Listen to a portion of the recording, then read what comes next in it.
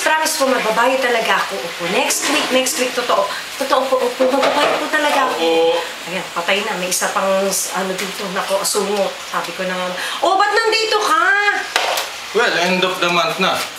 Ay, naku, yung renta ba? Sabi mo na lang kay tita, next week talaga. Next week talaga magbabayad Last week, ako. sinabi mo na yan eh.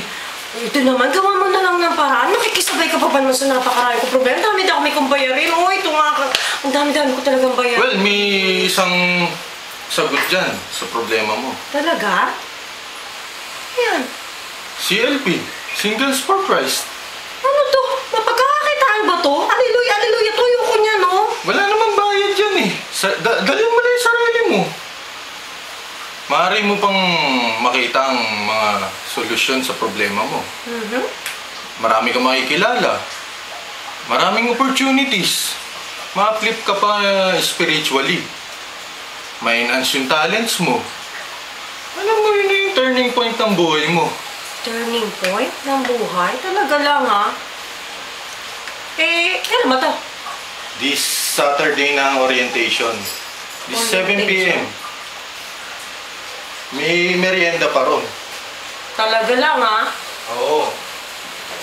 Turning point ng buhay? Talaga lang?